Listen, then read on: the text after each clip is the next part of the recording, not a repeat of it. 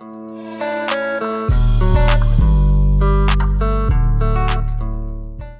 everybody, Seth from Next Adventure here. I'm out at our Scappoose Bay Paddling Center today, and I'm gonna make a short video here just explaining some of the very basic effects of kayak design. So if you're new to kayaking, you're interested in getting your first kayak and you're not sure how you want that kayak to perform, or how you want it to perform and you don't really know what to look for in a kayak that'll give you that performance, or if you've already bought a kayak and you're not happy with it and you want it to paddle differently than it does, and you're really trying to figure out what to look for in your next kayak to make sure that it is exactly what you want it to be, that's what we're going to cover today.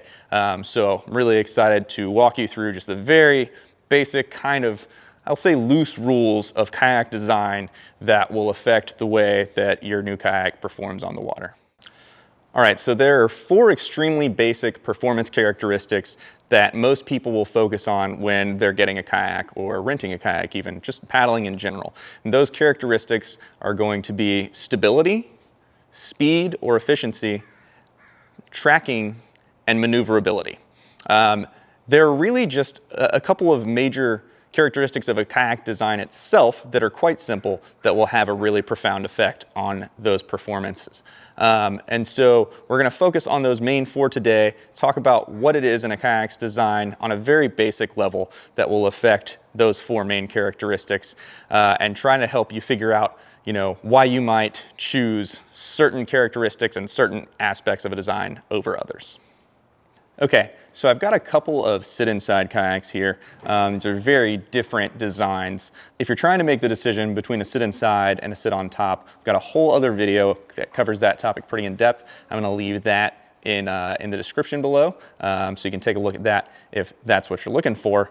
But whether it's a sit-on-top or a sit-inside, these basic characteristics are gonna have the same effect on how the kayak performs. So we're really just going to focus on these sit-insides, and this rule is going to be pretty universally applicable. So in covering the 4 main characteristics of stability, speed, maneuverability, and tracking, it's important to note that you can really split these into 2 separate categories, which are going to be your stability versus your speed, and then your tracking versus your maneuverability. And the reason for that is that those things are kind of working in opposition of each other.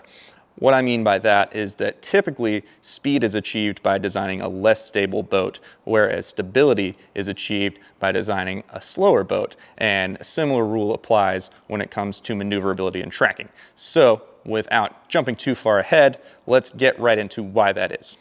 So the main design characteristic that is going to affect the speed and the stability of a kayak is its width. And so a wider boat typically is going to be more stable, and that is simply a byproduct of surface area being in contact with the water. So that's going to be your main determinant of stability. So as your boat gets wider, assuming that it's the same length, same design, let's say that we had like the Riot Bayside here and it was 12 feet, and then we had another exactly the same design that was also 12 feet but was 6 inches wider. The one that's 6 inches wider is going to be substantially more stable. However, as you create that width, right, with that similar design, you're going to have more surface area, especially out to the sides, that you're having to push through the water, right? That being said, there are definitely boats that are compromised boats where you have a healthy balance of it paddles fast enough to paddle comfortably and it's stable enough for somebody who's a beginner. And that's what a lot of people get into in the beginning of their paddling lives. So with all that said, like I mentioned, 2 boats here, the Eddyline Rio, the Riot Bayside 12. The Rio is 11'9", Bayside 12 is of course 12 feet. The Bayside here is 28 inches wide at its max beam, meaning the widest part of the boat, right? Typically your widest part of the boat is going to be right around the seat area because that's where people want the most stability. And the Rio over here is at its maximum width, 24 inches. So, 4 inches in most things in the world doesn't sound like a huge deal. 4 inches in the width of a kayak is quite substantial. Every inch is actually a noticeable difference in stability and speed. Okay, so at this point, a lot of people who are new to paddling are probably wondering, why would I care how fast a kayak is? You know, I'm new to this, I want stability, I want to feel, you know, safe and in control. Earlier I mentioned, you know, speed can also translate to efficiency, right? Speed or efficiency. And what I mean by that is how fast a kayak isn't necessarily about you sprinting across the water, trying to cover as much ground as possible and get a crazy workout, get super jacked. What it's more about is how easily the kayak moves through the water. And what that translates to is how much effort you have to put in to getting from point A to point B. So in particular, this matters the most for people who are going further. So if you're just floating down a lazy river, then going with something that's super stable makes a ton of sense, right? You'll have currents, you'll have things like that. They're gonna do most of the work for you. You're just kind of steering the boat back and forth, going for a float, maybe paddling a little bit for some exercise.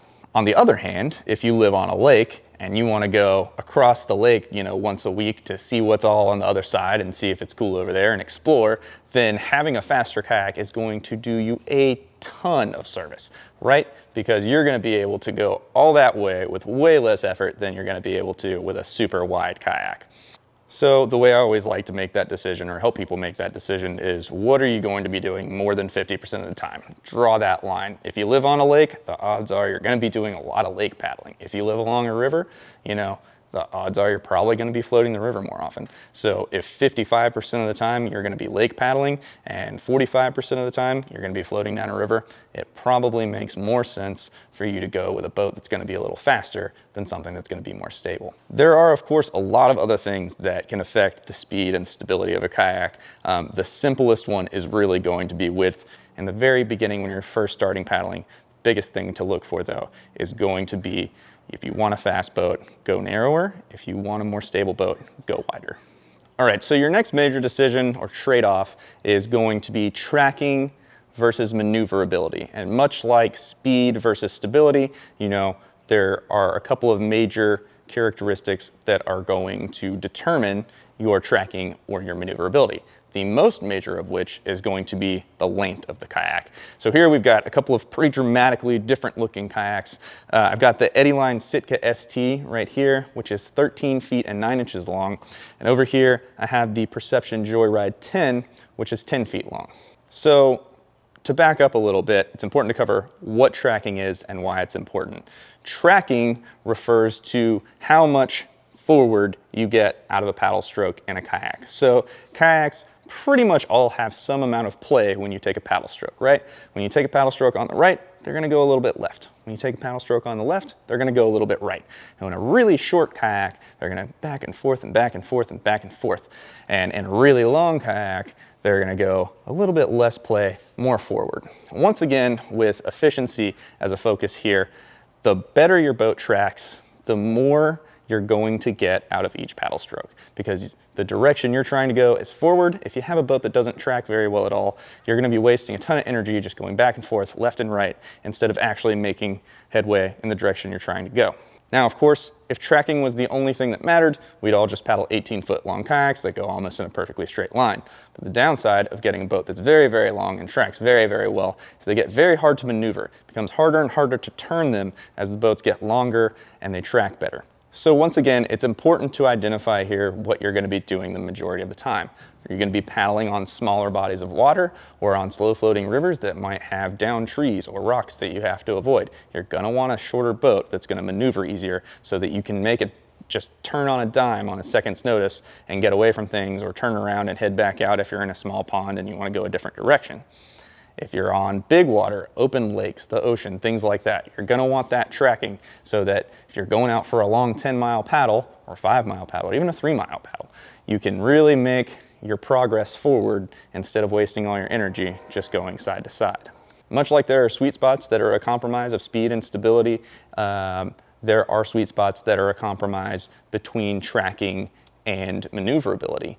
Generally speaking, there are a lot of boats in the 12-foot range that will track quite well enough for most people, and will also maneuver easy enough for the average paddler. Thank you all so much for watching our video on the basics of kayak design. I hope you enjoyed it. If you did, please consider leaving us a like and subscribing to the channel. We'll have a lot more kayak content coming soon. If you have any questions about kayak design, kayaking in general, just leave us a comment below and I'll get back to you. And if there are some videos that you would really love to see that you feel like aren't out there, leave it in the comments and I'll try to get around to making those as well. Thanks again for watching, and we hope to see you on the water. Testing, test the audio. Seth, next adventure, making a video about kayaking 101. Patow.